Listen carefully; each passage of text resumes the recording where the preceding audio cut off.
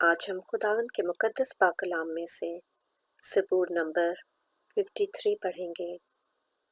احمق نے اپنے دل میں کہا ہے کہ کوئی خدا نہیں، وہ بگڑ گئے، انہوں نے نفرت انگیز بدی کی ہے۔ کوئی نیکوکار نہیں، خدا نے آسمان پر سے بنی آدم پر نگاہ کی تاکہ دیکھے کہ کوئی دانشمند، کوئی خدا کا طالب ہے یا نہیں۔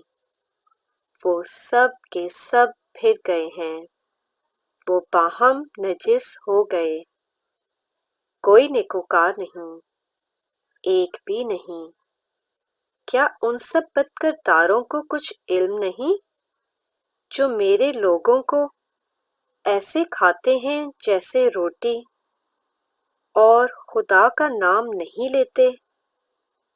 وہاں ان پر بڑا خوف چھا گیا، گو خوف کی کوئی بات نہ تھی، کیونکہ خدا نے ان کی ہڈیاں جو تیرے خلاف قیمزن تھے بکھیر دیں۔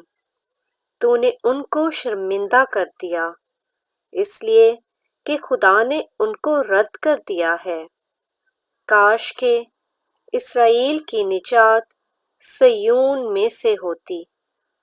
جب خدا اپنے لوگوں کو اسیری سے لٹا لائے گا تو یعقوب خوش اور اسرائیل شادمان ہوگا۔